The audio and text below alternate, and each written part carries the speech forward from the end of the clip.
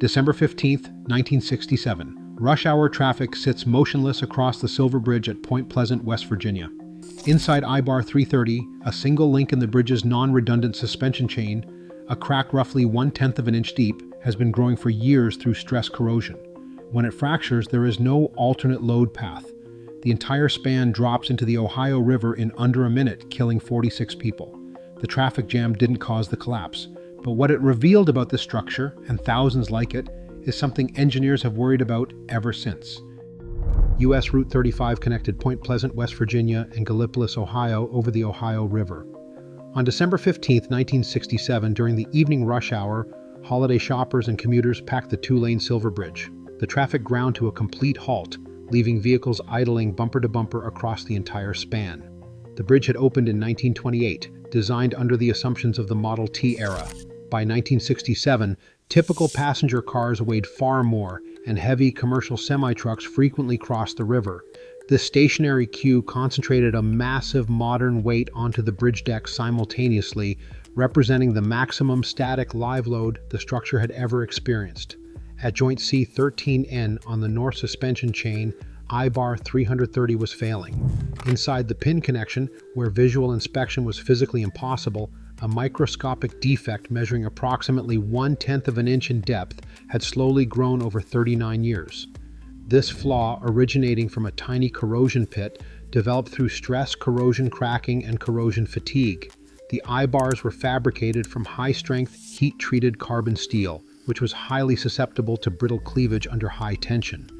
When the stress from the idling traffic reached its peak, a brittle cleavage fracture split the lower limb of the eyebar eye. The upper half quickly experienced a ductile rupture, causing the bar to slip completely off its pin. Because the suspension system used only 2 eyebars per link, there was no alternate load path. National Transportation Safety Board investigators later concluded that the breakage of the north chain made total collapse inevitable. The bridge folded and fell into the river in under a minute. 31 of the 37 vehicles on the span plunged into the water, killing 46 people and injuring 9 others. While the visible traffic jam served as the immediate trigger, the primary failure lay in the hidden metallurgy of a single, non-redundant steel link. To understand why engineers analyze these failures, we must examine how structures carry weight. Every bridge supports 2 forces. The dead load is the permanent weight of the structure itself, the concrete deck, girders, towers, and cables. The live load is the temporary weight of vehicles and pedestrians. When traffic flows, these transient forces constantly change position, distributing stress. But a bumper-to-bumper jam halts this movement, concentrating a massive static live load onto one section of the deck. Modern design codes explicitly account for this worst-case scenario. The standard HL93 model simulates a continuous lane load of 640 pounds per linear foot, paired with an 80,000-pound design truck positioned where it causes the greatest stress. Engineers multiply these loads by safety factors, typically 1.2 for dead loads and 1.6 for live loads, to ensure a wide margin of safety. The real danger arises when a bridge lacks alternative load paths. A primary steel tension member with no backup is non-redundant. If its failure triggers a progressive collapse, it is classified as a fracture-critical member. Redundancy provides parallel paths to redistribute forces, giving inspectors time to find damage. But when environmental corrosion eats away at the steel's cross-section, it creates sharp local stress concentrations. Repeated traffic loading then drives corrosion fatigue, causing microscopic cracks to grow. The static weight of a traffic jam does not create these flaws, but it forces a compromised load path to carry loads it can no longer support. What happens when such a vulnerability remains hidden for decades inside a major interstate highway bridge? On August 1st, 2007, during the evening rush hour, the 8-lane I-35W Mississippi River Bridge in Minneapolis was choked with slow-moving commuters. An active resurfacing project had restricted traffic to 4 lanes, shifting the normal flow of vehicles and concentrating them into a tight, heavy queue. To complicate the situation, the construction crew had staged heavy equipment and massive piles of gravel and sand directly on the deck, placing this substantial, localized weight near key structural connection points. At 6:05 p.m., without warning, the main span of the deck truss bridge collapsed, plunging 108 feet into the river. The disaster killed 13 people and injured 145 others. Investigators from the National Transportation Safety Board began a detailed reconstruction of the wreckage, soon focusing on the steel gusset plates at node U10. Gusset plates are the flat steel sheets that serve as the primary connections joining major diagonal and vertical truss members together. When investigators measured the failed U10 plates, they discovered a startling discrepancy. The plates were only about half an inch thick, but the connection geometry required a thickness of a full inch to safely transfer the forces. This severe design error had originated in 1964 and remained completely latent for 43 years. Because of this mistake, the connection possessed only a fraction of the structural capacity that the surrounding steel beams seemed to imply. The concentrated weight of the construction materials, combined with the static queue of rush hour traffic, pushed these thin, compromised plates far beyond their actual load limit. The plates buckled and sheared, initiating a rapid, progressive failure that tore the entire central truss apart and dropped it into the water below. The National Transportation Safety Board concluded that while the temporary construction loads and traffic queue served as the immediate triggers, they did not explain the disaster on their own. The root cause lay in the long-dormant design error. A properly designed bridge would have supported these loads with an ample margin of safety. This distinction is vital. Traffic alone is not the threat. Instead, extreme loading events expose the hidden structural weaknesses that should have been resolved decades prior. But weight is not the only force that can compromise a bridge. On November 7, 1940, the Tacoma Narrows Bridge in Washington state collapsed under completely different forces. Almost no vehicles were on the span. Instead, wind drove the destruction. When steady winds reached 42 miles per hour, they caused a physical phenomenon known as aeroelastic flutter. This process creates a self-exciting feedback loop between the wind and the movement of the bridge deck. Instead of dissipating, the torsional oscillations grew, twisting the highway deck violently until the steel and concrete tore itself apart. This dramatic collapse was governed entirely by aerodynamic instability rather than vehicle weight. Amazingly, the bridge was successfully evacuated before the final fall, and there were no human fatalities. Dynamic environmental forces destroyed a structure that was otherwise fully capable of supporting its design load. On June 10, 2000, London opened the Millennium Bridge to crowds of pedestrians. Almost immediately, the steel suspension footbridge began to sway sideways. This unexpected motion was not caused by high winds or excessive weight. Instead, it was driven by the physical interaction between the structure and the people walking across it. As the deck shifted slightly, pedestrians naturally adjusted their stride to keep their balance, stepping in unison with the movement. This phenomenon, known as synchronous lateral excitation, created a feedback loop where human footsteps reinforced the side-to-side vibration. The problem was not the vertical weight on the deck, but the timing and direction of the lateral forces. Security concerns and user discomfort forced officials to close the bridge just 2 days after its opening. To resolve the issue, engineers retrofitted the structure with fluid-filled dampers designed to absorb and dissipate the lateral motion. The bridge reopened in February 2002. Unlike the disaster at Point Pleasant, this was a non-fatal engineering correction to a serviceability issue, proving that human movement can compromise a bridge's usability without causing a structural collapse. On April 16, 1850, in Angers, France, a battalion of infantry marched onto a suspension bridge across the Main River. The soldiers kept a steady, uniform pace. This synchronized movement created a rhythmic vertical and lateral force that matched the natural frequency of the lightweight structure. The cables snapped, dropping the deck and killing approximately 226 soldiers. The failure stemmed from the dynamic force of their unified footsteps rather than their static weight. In response, military forces across Europe established a strict tradition.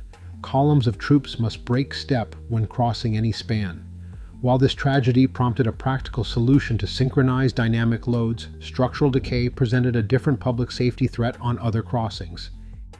In Genoa, Italy, on August 14, 2018, a section of the Ponte Morandi cable-stayed viaduct collapsed, killing 43 people. The disaster occurred under normal operational conditions. The bridge relied on steel stay cables encased in thick concrete. This concrete sheath made the tension cables incredibly difficult to inspect directly, completely concealing the structural decay from engineers. Bridge inspectors had to rely on indirect measurements, leaving them blind to the physical condition of the internal steel strands. Over decades, atmospheric moisture and salt spray penetrated the concrete, corroding the steel and reducing the cable system's strength by an estimated 20%. Experts issued formal reports warning about this severe deterioration in the early 2000s, yet the recommended remedial work was never fully carried out. Ultimately, the bridge failed under routine traffic. This collapse separates structural capacity loss from traffic, weight increases. The vehicles on the deck did not exceed the bridge's original design limits. Instead, the hidden corrosion had degraded the steel over decades, reducing the bridge's remaining resistance until it could no longer support even ordinary everyday loads. In Pittsburgh, on the snowy morning of January 28, 2022, the Fern Hollow Bridge suddenly fractured and plunged 100 feet into a ravine. 10 people were injured, with only 2 sustaining serious injuries, and miraculously, no one died. This collapse did not require bumper-to-bumper traffic, high winds, or synchronized footsteps. The warning was not hidden deep inside a laboratory fracture surface. It was written clearly in public records. The bridge had carried a poor condition rating for years. Inspection reports repeatedly flagged severe corrosion on a critical transverse tie plate on the southwest leg. Yet, maintenance oversight left the decay unaddressed, and the official load rating remained too high. The steel simply wasted away until the structure could no longer support even its routine everyday load. Structural engineers do not avoid sitting in traffic. To a bridge designer, a bumper-to-bumper queue is not an unexpected crisis. It is a routine, calculated load case. Under modern AASHTO design standards, engineers do not trust traffic to spread out. Instead, they explicitly calculate the most unfavorable, credible placement of vehicles idling in a solid line. This stopped queue is modeled as a continuous, uniform live load of 640 pounds per linear foot, combined with an 80,000-pound design truck placed precisely where it creates the maximum possible stress. This entire combined load is then multiplied by a safety factor of 1.6. Because of these conservative mathematical margins, a standard bridge in good condition is fully capable of supporting static, rush-hour traffic. The real concern is never the traffic jam itself. The concern lies in specific, aging structures with known deterioration, inadequate load ratings, or a lack of redundancy.